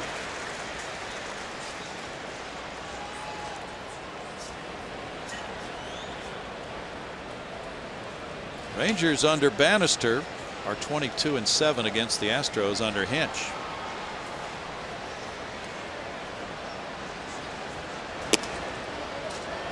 One and 2.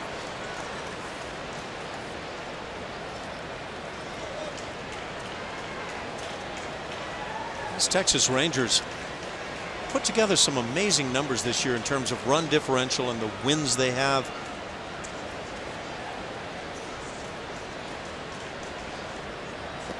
Yeah, I was checking their 1-run record, which is 23 and 8. Yeah. Nobody in the majors is close to that.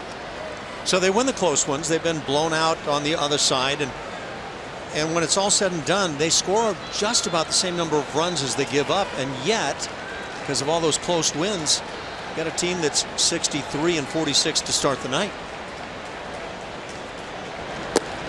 Strike 3 call. That's 6 strikeouts for Keuchel.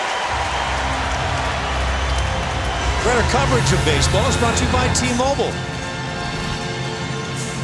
Worst run differential by a division winner since 1995. The San Diego Padres were a -42 and yet won the division. The Diamondbacks -20.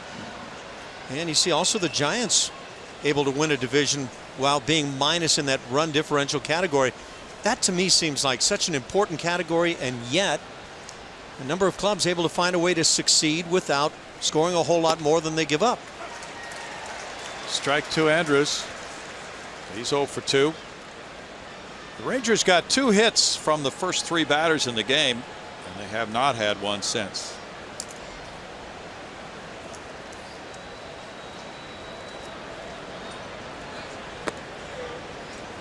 One and one.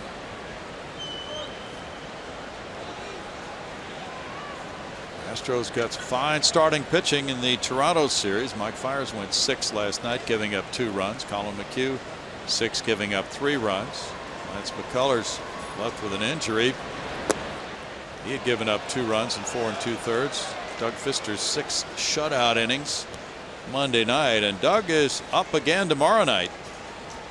He's currently on paternity leave. He'll start the 6:10 game against Lucas Harrell, the former Astro, tomorrow night. In for a strike. Dallas is really spotting it well. Rangers +6 in that run differential. That's the lowest figure by a wide margin. I believe 26 runs, 24 runs of any other division leader. Baltimore would be that next club. +30 for Baltimore.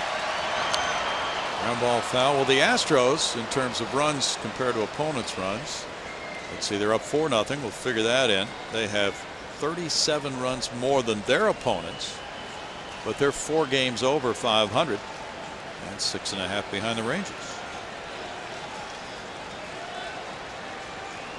But the Astros are 19-20 in 1-run game. Bouncer third. Bregman charging, gets the short hop and turns it into out number 3. God Bless America comes your way from Minute Maid Park. 4-0 Astros.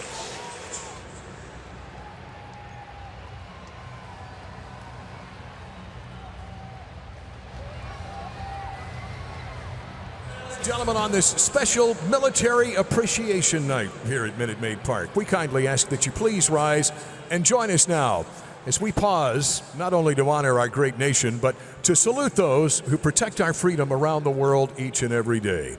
Please welcome Sergeant Charles Smith and join him for the singing of God Bless America. God bless America, land that I love. Stand beside her and guide her through the night with a light from above. From the mountains to the prairies to the oceans white with foam. God bless America, my home sweet home. God bless America, my home sweet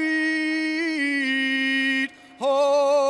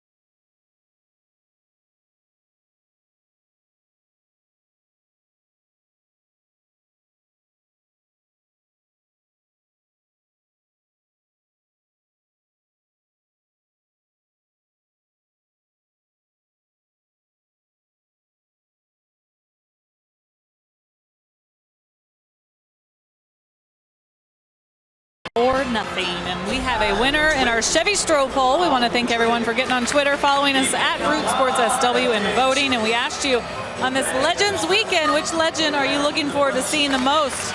Well, you all got to see Glenn Davis today, earlier on our air, and he was great. But Mike Scott was the winner in this poll, 52%. And you will get to see him tomorrow, so make sure you tune in to the broadcast tomorrow. Mike Scott will be joining us, and we'll have all kinds of fun stuff on him, looking back at his great outings and performances as a Houston Astro. Guys? Tremendous strikeout season, of course, from Mike Scott. 4-0 Astros. There's strike one to Jake Marisnick. He started the 4-run third with a single to left field and came around to score. Jake's 1 for 2 in this game. Ooh, those were good memories. Had to be. 0-2. Nolan Ryan in the house tonight. We got a lot of the greats here.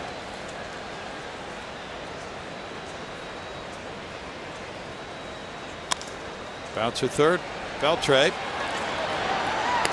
Tag by Rua. 1 out.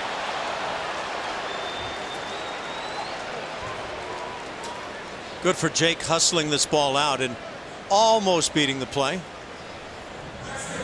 Really like the way Beltre plays third, and that throw of his enables him to make a lot of plays other guys have a tough time with. This one gets off line, but is there a tag applied? He might have whiffed on him. Let's see here. AJ's coming out. We have controversy. Looks like there's some space in there, Ash. Yeah, I was even wondering, is it possible that there was a tag on the left hand of Jake Marisnick? I don't know. Well, it's going to be reviewed on a manager's challenge by AJ Hinch. Rua attempted to put the swipe tag on Marisnick, but it might not have happened. Yeah, here you are in the 7th inning. It might be a case of let's go ahead and use one that we might not otherwise use. Sure. Let's see if it kickstarts a rally. I don't think we've got any tag whatsoever. No, and I don't think he got the foot. Let's see the foot here as it comes up, Ash. No, I don't think so. So the hand and the foot both escape, and the body seems to clearly escape. Does one hand equal 2 feet, or is this the NFL? I think you're in the wrong league there. Okay, that's usually the case. With your tools, though, you could do any league you want to do. No, looked like you missed it. Yeah, I think so, and the Astros maybe get a chance to start an inning here with Marisnick speed aboard for the top of the order. Well, it is 4-0, but the Rangers are an explosive team, especially with their current lineup. Nothing is.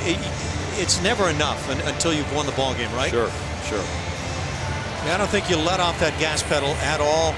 If the fellas in New York have been able to see what we've seen, this should be a fairly short chance to change this, turn it around.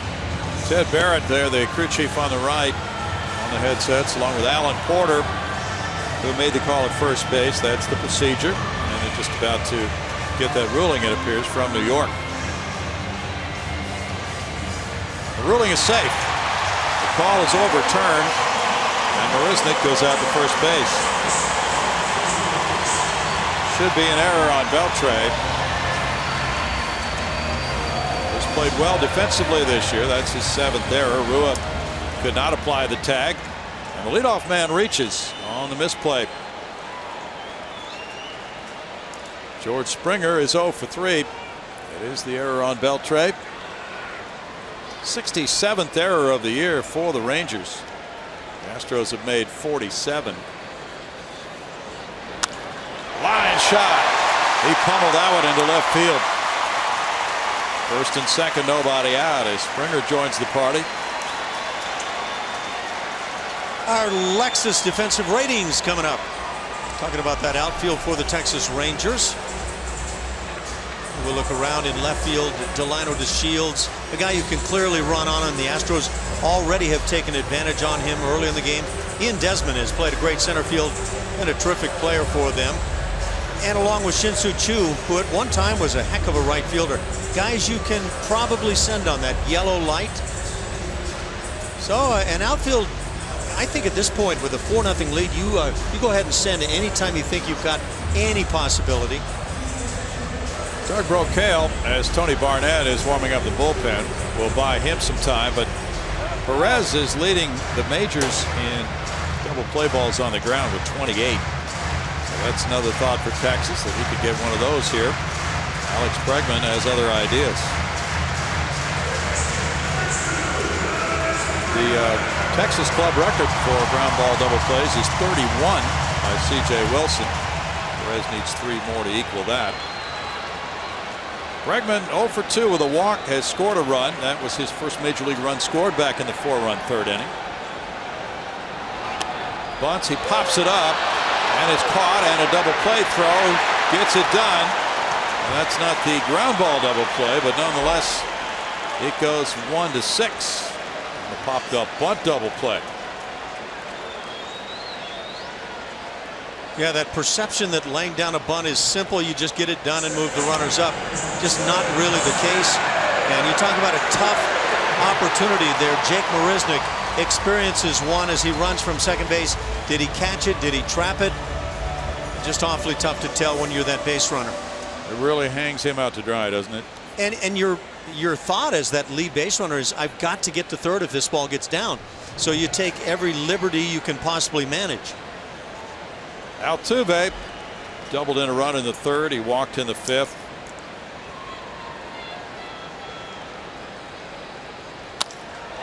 A drive to right field. Shoe back. It's over his head. It bangs off the bullpen fence. Here's Springer. Here's Marisnick dashing around to the plate, and the Astros lead at 5-0. That's Springer scoring. Altuve with his second double of the night, his 29th of the year, as his 66th run batted in. Look at that, driving the ball the other way. That is just gorgeous work. Jose Altuve adds a couple of more hits to his baseball leading totals right now, driving in another run, and then you take advantage of Springer on the bases. Athleticism puts a 5th run on the board. 75th run scored by George Springer. He's 8th in the league. And now 5-0 with Carlos Correa. He drove in 2 with a single to right in the third. He's 1 for 2 with a walk. That's 8 hits for the Astros. A couple more for Altuve. Gaddis on deck. That was a bolt by Altuve. You know, Brownie, at the start of the game, we were talking about guys the Astros need to step up in big games like this, big series against the Texas Rangers. And it is these top guys in the order, the guys you typically count on, and you're getting production tonight.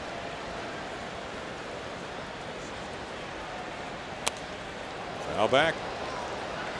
0-2. Talked about Dallas Keuchel and the need for him to be the ace on the staff, and he's pitching as well here this evening after what I thought was a bit of a rocky first inning. Just really turned it around.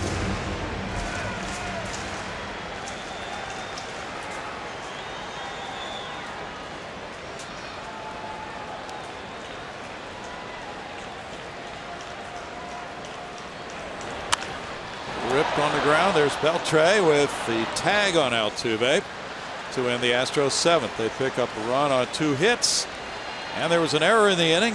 They lead at 5-0.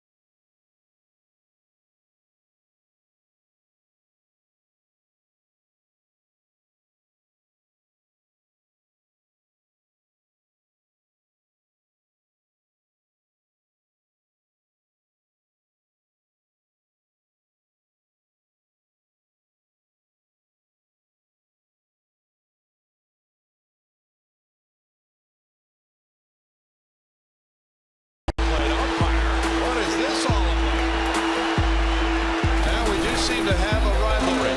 You don't disrespect the game of baseball. Rivalry series, and Dallas Keuchel has stepped up. He's given up 2 hits through 7 innings, leads 5-0. Robinson Chirinos looks at strike 1. He has struck out and he's walked. Chris Davinsky is warming up for Houston.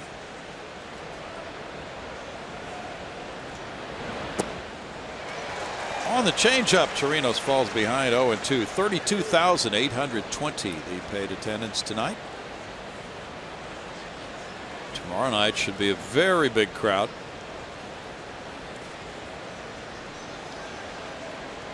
We're checking on Yulieski Gurriel, who's playing at Class A Lancaster right now.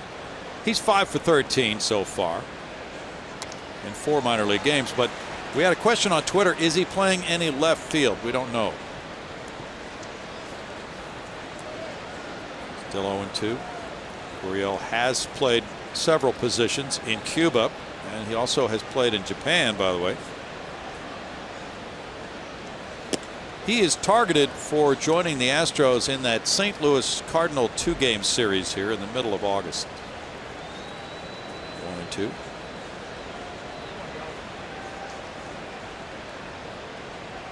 Played third base last night. Rolled to Correa's right. So far he has not played left field. Our game summary is brought to you by the DeMontrond Auto Group, showing you a 5-0 ball game, and the Astros really need to get rolling. They know that. When they score 4 runs or more at home, their record is 25-2.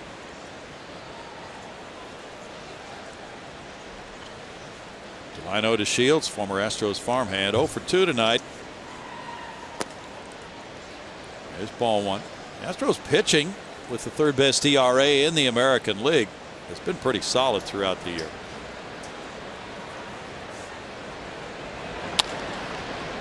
Correa puts some motion into that throw. 2 outs. Carlos has been very steady about using your basic and solid fundamentals. That time he's kind of got a little showy with it, but came up with a perfect throw. When the Astros score 3 runs or fewer, their record is 10-39. So the 4-run figure is the dividing figure for them, because when they score 4 or more, their record is 46-13. Chu is 1 for 3. Tap foul. There's strike 1.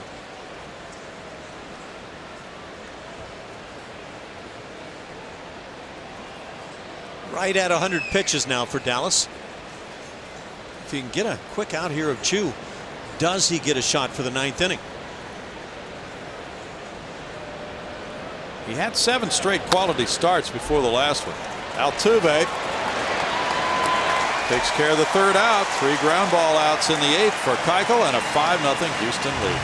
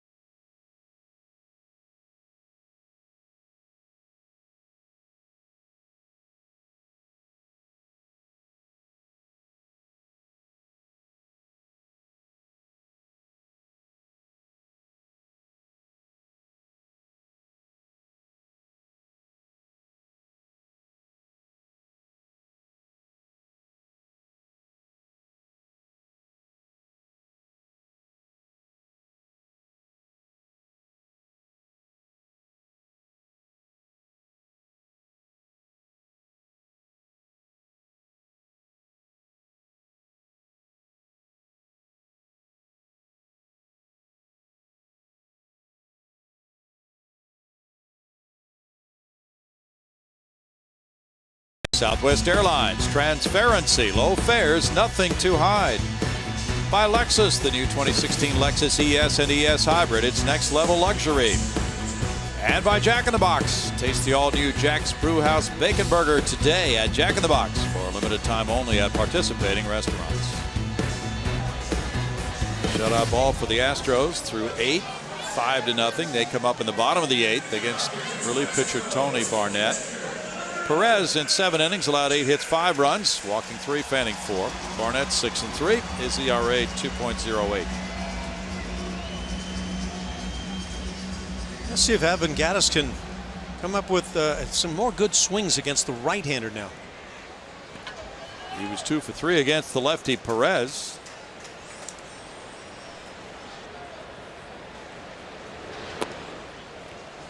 That's ball 1. Ranger bullpen has the highest bullpen ERA in the American League, 4.75. Tyler White's on deck. Marwin Gonzalez is due up third. Rangers overall ERA 11th best in the American League. There's a shot on a line to left field. Will it reach the seats? No, it bangs off the wall. Kicks by to Shields. And here's Gattis with his 3rd hit of the night. That's his 14th double. We go to Julia Morales. Thank you, Brownie. You're looking for something fun to do after the game on Saturday night. Come hang out at 5-7 Grill for the Astros After Party presented by Budweiser. For more info, visit astros.com/afterparty or call 1-877-9-ASTROS.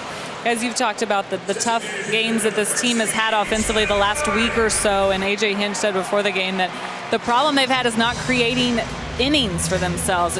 We have to worry about getting a runner on and then moving them over and scoring them. And 2 weeks ago, this team wasn't talking about it. They weren't worried about it. So it's just part of baseball season. You have to endure sometimes. It's absolutely no fun when you're going through it. But tonight, they put together a big inning early. So they're making improvements already. We're seeing it already, and that's maybe all this team needs to get going. Tyler White's 1 for 3 with an RBI single. Here's ball 1. There have been some positive signs. 9 hits for the Astros in this game. They had the big 4-run 3rd. They have built on, now looking to build a little bit larger lead going to the 9th. Among those positive signs, Evan Gattis is swinging it very well. Fly ball heads for right center field. Desmond heads for it. Shoe is there, and he has it. 1 out. A couple of decisions now. What about the 9th inning? Does Dallas Keuchel stay in? Nobody warming up right now, so apparently he does. And then for tomorrow night, does Evan Gattis catch again? Does he catch his 4th straight game? Well, he's certainly putting the stroke together, whether coincidentally or because of the continued playing time right now. But swinging the bat well should earn him some time. Marwin Gonzalez 0 for 3.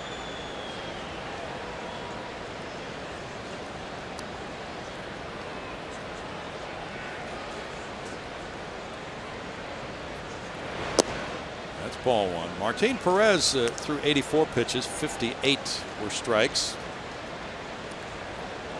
So the note on Gurriel is that he has not yet played the outfield in a minor league game. He's not playing tonight, and he played 3rd last night. That was his first game at 3rd base. He had DH'd prior to that. People are doing the math. They're projecting him on this roster in mid-August and trying to figure out who's playing where when he arrives. Ash. Well, I think his arrival is much anticipated. What can he do with that vaunted bat that he's utilized so well through the years?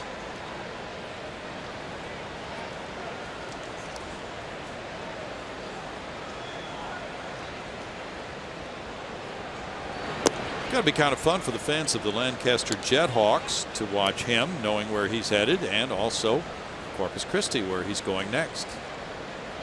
His minor league seasons are in short order coming to a close. They do end what, end of August? Yep.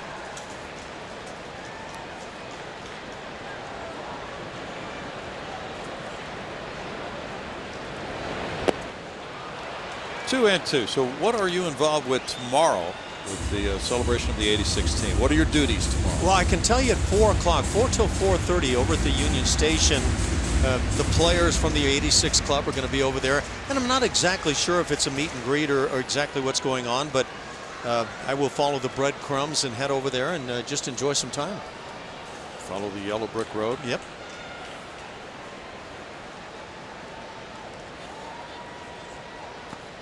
Marwin went and struck out. That's out number 2. Academy Sports and Outdoors and the Houston Astros are hitting home runs for Houston, benefiting Houston's children's charity. Obviously, Colby Rasmus with the 16 home runs. Those are from August of last year to October of last year. The home runs hit by the guys on the club. Carlos Correa had 14. That's an element of his game that's been a little bit lacking this year, but I'm sure that's all going to come together. There's Colby, and well, that would be a guy with his healthy bat would be nice to have back, wouldn't it? You'd take 16 from this point of the season on from Colby, right? Oh, boy, how about that? Gomez 0 for 3.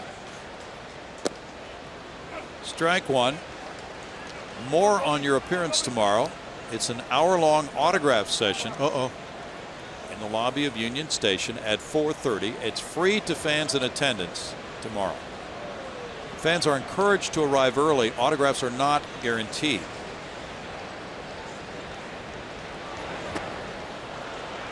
No balls, 2 strikes. And there's the third and final Astros after party. And that's in the 5-7 grill just beyond center field after the game. It starts actually in the 8th inning. The trivia prizes and live music immediately following the final out tomorrow. The first 10,000 fans tomorrow get that Mike Scott 1986 replica rainbow jersey.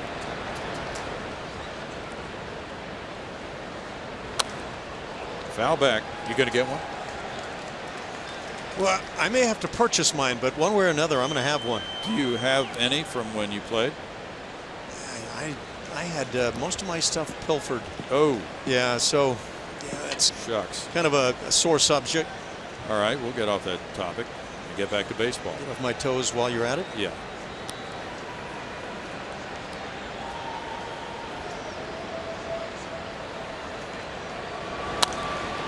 Fouled away. No balls, 2 strikes. Is this a must series for the Houston Astros to win? Yes. Okay. Yeah.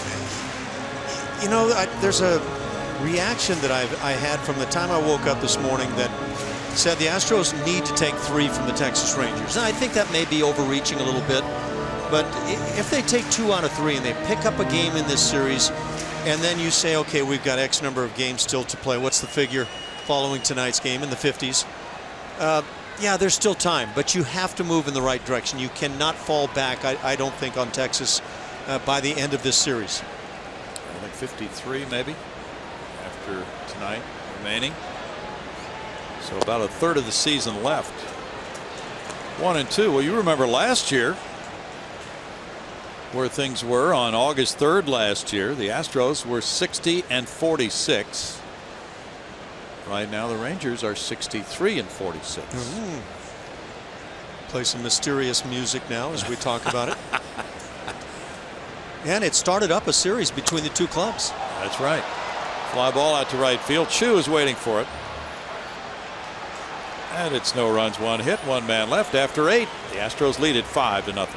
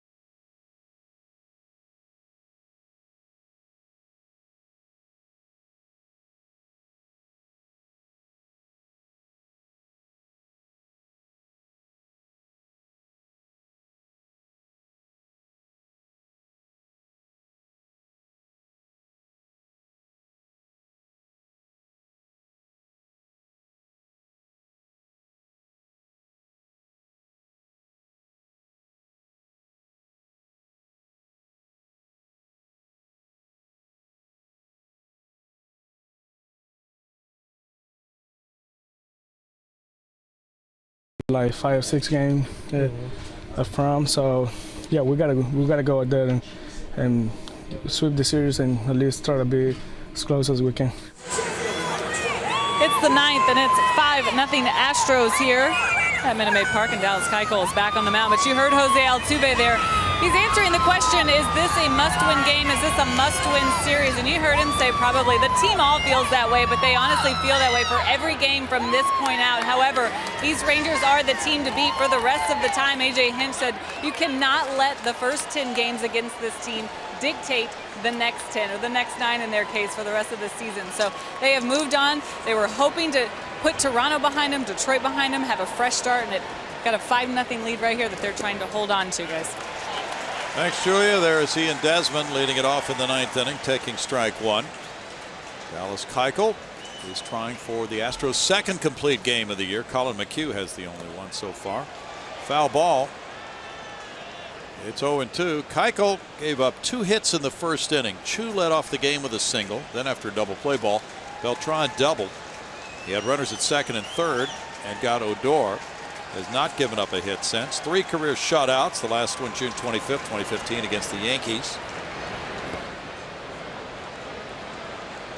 Well, McHugh, the only Astros starter to go 9 this season, and it's 1-2 with Beltran and Beltre coming up in this inning. There is bullpen action right now.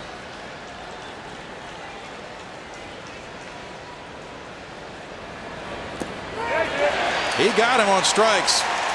Number 7. And Evan Gattis kept it in front as well.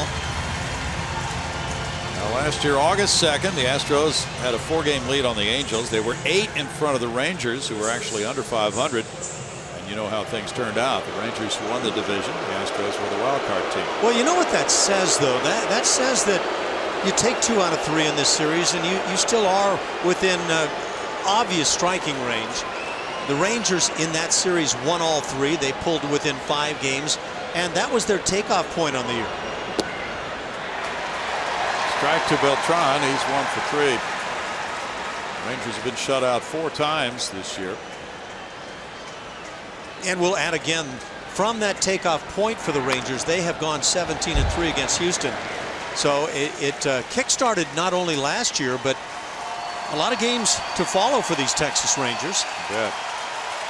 You know, it feels late in the season, but you said there's a third of the year to go, and a lot of movement can take place in a third of the year.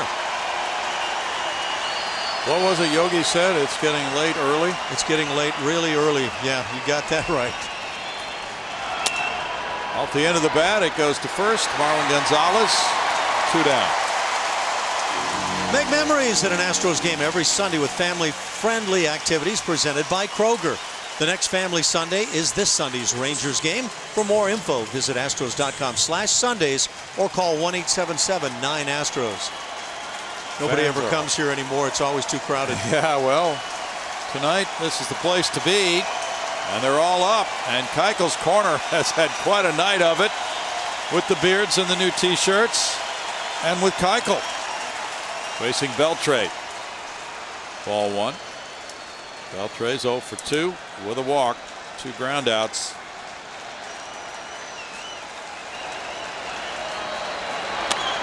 Line drive left center field. That will shoot the gap, go to the wall. Marisnick picks it up. A double for Beltre. First hit since the first inning for Texas. That's number 3 of the night for the Rangers. Since the first inning, Dallas Keuchel has not made many mistakes with location. Might have made one right here with Beltre. Gattis out to talk before Odor bats. Keuchel wants another baseball. Odor is 0 for 3. Well, the Rangers, who were 3rd in runs scored in the American League, down to their final out.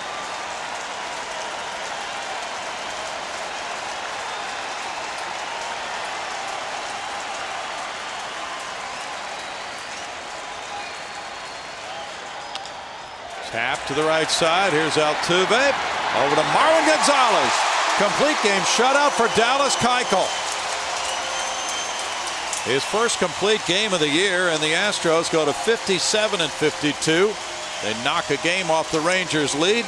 It's now a 5.5 game lead. And this was a welcome game for Houston. We promised it earlier in the game, and it's Miller time. It's brought to you by Miller Lite, showing you the guys who stepped up in this game, Ash. Guys that we talked about before the game that needed to step up, that have had tough times against the Rangers over the last year and a half. Dallas Keuchel maybe foremost among them, but that top of the order portion of the offense, Jose Altuve, a couple of hits tonight, driving in runs. And, of course, Carlos Correa kind of got it going with the early base hit to drive in a pair. The Astros took the early lead.